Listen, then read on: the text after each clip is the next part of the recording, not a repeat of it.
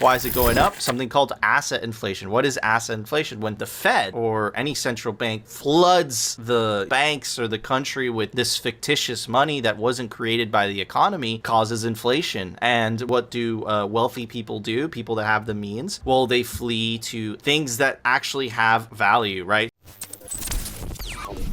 This was a very, very sad tweet, and I also understand this because, you know, I'm in the market for purchasing a new home, and I've had conversations about this with Phil. And in Miami, it's absolutely insane, right? It's just they don't even make sense anymore. And why is this happening? Why the price of real estate going up? In Miami, it's up 37%, right? You know, and I think the average for the United States about 20%. Why is it going up? Something called asset inflation. What is asset inflation? When the Fed or any central bank floods the banks or the country with this fictitious money that wasn't created by the economy, causes inflation. And what do wealthy people do? People that have the means? Well, they flee to things that actually have value, right? So equities, gold, real estate. So what tends to happen in places in times of high inflation is asset prices go through the roof, and that's exactly what you're seeing. You're seeing it in food, seeing it in energy costs, etc., etc. But look what it has done, right? And check out this tweet by Denver Bitcoin. It's a screenshot of a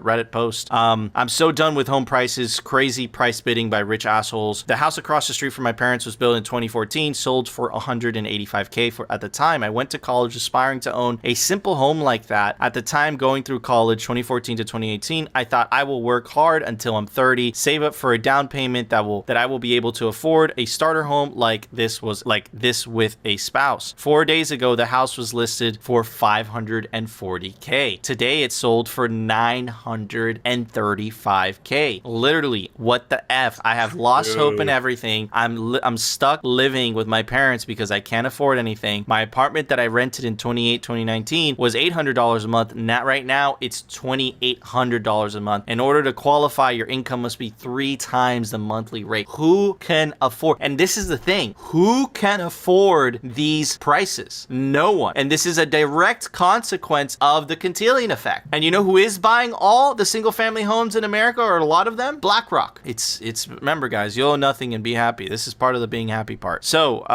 why did this happen, right? The start of it was Richard Nixon's decision to take us off the gold standard, right? And let's take a look at what the cost of living was back in the day for a house, right? $25,000. Of course, you have to adjust it for inflation, which I did with this very nifty calculator, right? So the average price of a home in 1971 was $25,000. If you adjust that for inflation, it's $177,000. So things were still, even with inflation, significantly cheaper, which is why the millennial generation and the Zoomer generation are considered Russian serfs. We are significantly poorer than our parents because the central planners at these banks are printing money into oblivion, and it's a wealth redistribution from the have-nots, right, that can't afford to save in equities and real estate, to the haves and the government. The rich get richer. It's literally a problem created by fiat money and the fiat system we have today. It's not normal that you can't be able, if you work hard, you go to school, it's not normal that you're not able to afford a home. The median home price in the United States is $374,000. That I wanted to end it with that, right? So that's more than double of the 1970s, even with adjusted for inflation. What the F is that? Have you guys used to notice that it used to be a single parent that would go and work, and they would have a car and a nice house, the wife would stay at home? Now, the way it should be. Both parents have to have 2 jobs just to afford things. And that isn't your fault. That is literally caused by fiat. And that isn't the economic model either, okay? Because socialism won't solve this problem either. Capitalism works just fine. The problem is that the money is fundamentally broken. Because in a socialist system, essentially what would happen is you would replace, the capitalistic elites, right, with the bureaucratic elites, and then everyone else would be poor. So it doesn't solve problem. The problem is that the money is causing this Frankenstein crony capitalism. I don't even know. Phil, help me with descriptions, because,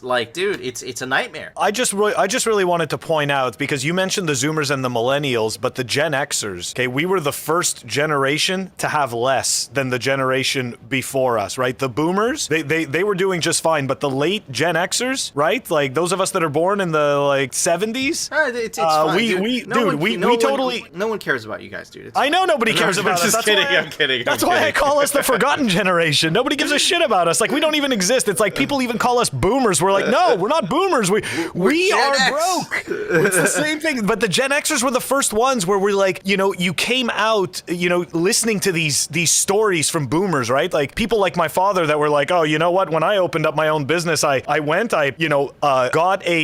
got a small workspace, paid the rent, you know, for the first 3 months, and then I started off at the top floor, and then I spoke to every single business there, and by the time I got to the bottom floor, I had all my customers. Dude. Like literally, he was able to create 2 people's salary in 1 day. Okay, insane. Like you try and do that today. It's insane, dude. It's completely different. It's bonkers, bro. It's bonkers. Anyways, David, what are your thoughts on this? It's funny that you said that you bring up the housing thing. I was trying to buy my family's house right now, and I placed a pretty good offer on it, and at market they're like 200,000 over what I offered it. I mean, they bought it for like 50 or like 45K back in the 50s, and now that thing's worth like $800,000. It's fucking crazy, absolutely crazy, dude.